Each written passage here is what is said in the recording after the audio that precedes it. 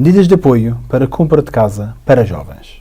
Toda a gente fala nisto neste momento. Mas, na verdade, como é que funciona? Bruno?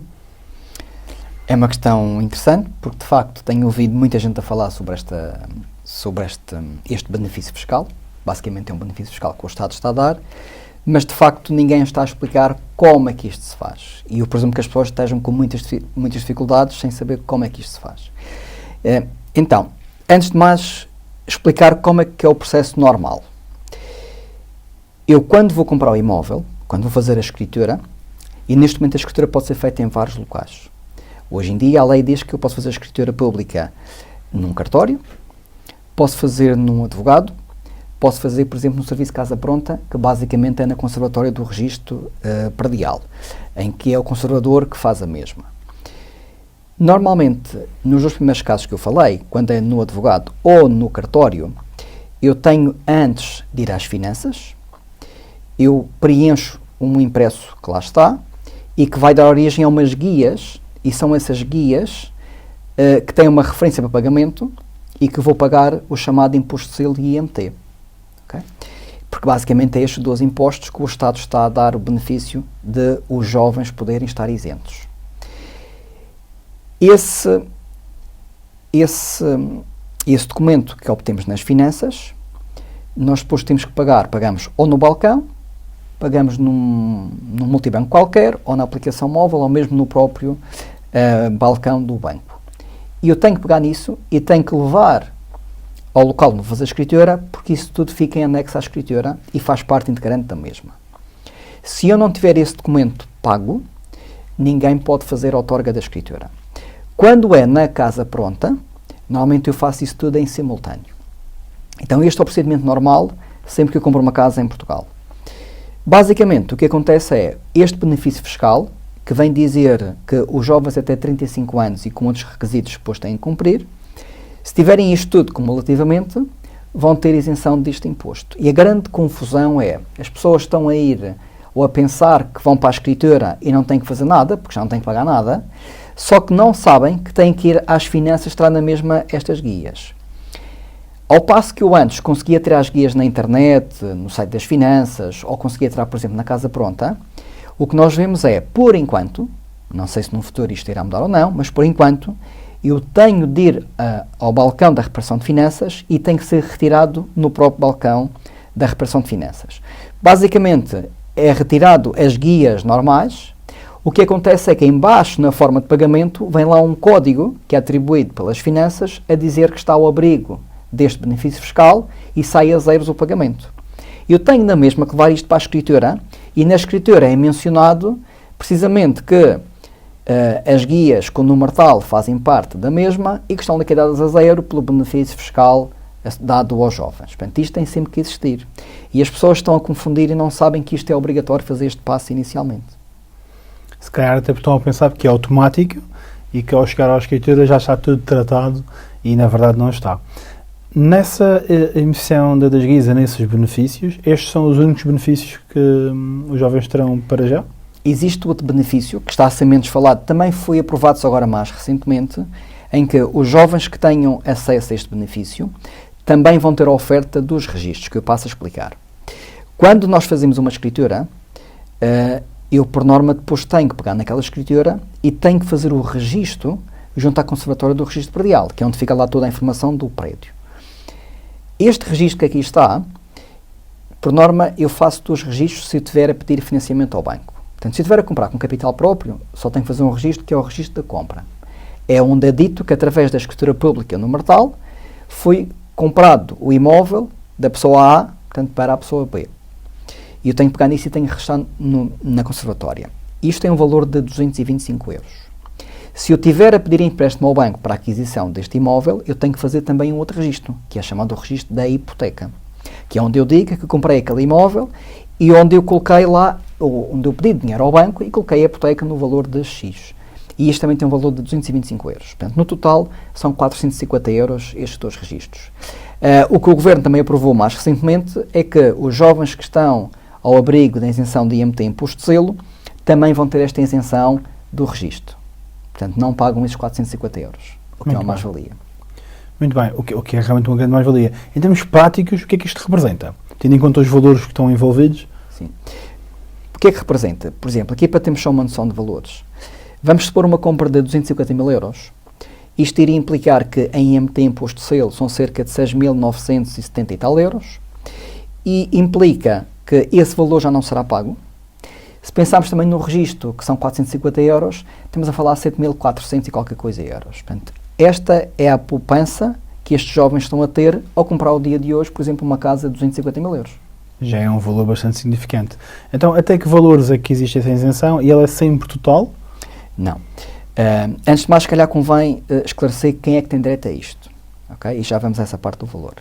Quem é que tem direito a isto? Precisamente são os jovens que têm até e inclusive 35 anos, e o que conta é a idade que têm no dia da escritura. Imaginemos alguém que hoje tem 35 anos, faz a escritura hoje e amanhã faria 36. Portanto, essa pessoa também tem direito ao benefício fiscal. Tem que ter a residência fiscal em Portugal e a compra tem que ser para a habitação própria e permanente. Não pode ser para outra utilidade. Também é importante, e estas pessoas têm que ter um valor de compra até 316.772 euros. Acima deste valor, ainda poderão ter algum benefício, mas já não será na totalidade. Será parcial, então. Será parcial. Portanto, até o valor que eu mencionei é que será completo. Agora, também implica que as pessoas não possam ter um imóvel em seu nome nesta altura, e estou-me a referir a imóvel habitacional. Portanto, prédio urbano. Qualquer tipo de prédio urbano. Qualquer tipo de prédio urbano. Aqui um detalhe importante. Imaginem que eu recebi uma herança e no meio dessa herança está lá um imóvel urbano. Então eu não tenho direito a este benefício. Mesmo que aquele possa ter um valor de 10 euros, eu não tenho direito a este benefício. Por isso é que quando nós vamos retirar as guias de impostos, e foi um detalhe que há pouco eu não mencionei, se as pessoas, mesmo sendo casadas, antigamente saía só uma guia que era para a compra toda, agora ela é feita em separado. Porquê? Imaginemos que eu recebi uma herança e que a outra pessoa não recebeu a herança. Portanto, eu tenho um imóvel em meu nome. Portanto, a parcela referente à minha compra eu não vou ter na isenção, porque já tenho um imóvel em meu nome. A outra pessoa tem direito a ter essa isenção. Portanto, seria sobre metade do valor da compra que eu teria isenção. Então, o que diz o Decreto-Lei é que se eu tiver tido algum imóvel urbano no espaço dos últimos 3 anos, eu já não tenho direito a este benefício fiscal. Okay? E quando falamos de urbano, se calhar aqui é importante fazer um parênteses em que um prédio urbano não tem que ser propriamente uma casa ou um apartamento.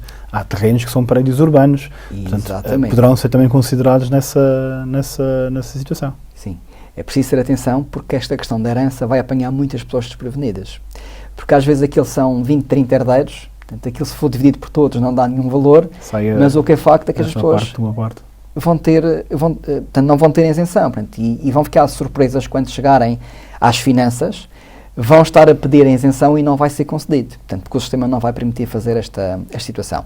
É muito importante porque às vezes os jovens podem estar a fazer contas de fazer a compra e não ter que pagar este imposto e de repente, imagina numa compra de 250 mil euros, terem de um dia ao outro arranjar 7 mil e tal euros, portanto, pode complicar a vida a eles. Portanto, deixo isto alerta para ninguém ser apanhado desprevenido. Claro. Temos os benefícios, temos uma série de situações que ainda estão para vir. O que é que acontece a alguém comprar e depois, se a vida de alguma forma mudar, e só os terem que vender? Ok.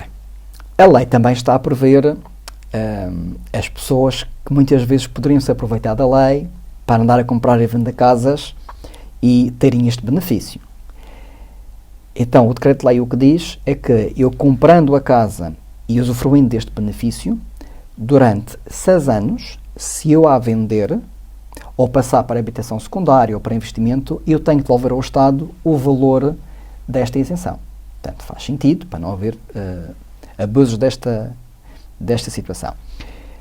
O que é que nós temos? É que a vida pode correr menos bem ou então a evolução da vida. Imagina, por exemplo, nos casos em que eu tenho que vender por uma situação que foge à minha vontade, nomeadamente se eu tiver que mudar de trabalho e se isso implicar uma deslocação superior a 100 km, eu então já posso vender a casa e não tenho que devolver dinheiro ao Estado. Ou então imagina, por exemplo, que eu entretanto aumento uma agregado familiar, não temos filhos quando compramos e de repente temos um filho. E de repente o T1 já não serve, tem que ter um T2. Então, quando isto acontece, também eu posso vender e comprar o outro imóvel. No caso de divórcio, a mesma situação. Portanto, imaginemos que nós compramos uma casa com o intuito de vivermos juntos e de repente cada um quer seguir o seu caminho. Então aqui também o Estado dá este benefício em que eu posso vender num espaço inferior a 6 anos e não tenho que devolver o dinheiro deste benefício fiscal. Existe só aqui um pequeno detalhe. É que, imaginemos o casal que tem um filho, vendeu, e entretanto vai comprar novamente outro imóvel, ou então alguém que tem que se deslocar pela questão da deslocação de trabalho. No próximo imóvel que eu compre, como eu tive um há menos de 3 anos, eu já não tenho direito outra vez a esse benefício fiscal. Okay? Aqui só fica uma ponta solta, na minha opinião, e vou ter que mencionar isto, porque acho que é importante. Imagina alguém de má fé e que quer aproveitar este benefício fiscal. Pode fazer uma coisa, porque está lá escrito na lei, que é, imaginemos um casal e eles são casados. Compram um imóvel, já com o propósito, se calhar, de fazer um negócio, pegam nesse imóvel, põem à venda passado um ano e meio, vão ganhar algum dinheiro, e para não ter que devolver o dinheiro ao Estado, eles divorciam-se. Ou seja, pagam pelo divórcio 400, 500 euros no máximo, e entretanto vão poupar 7 mil e tal euros, falamos numa compra de 250 mil euros. Portanto, aqui acho que pode surgir algum aproveitamento nesta situação.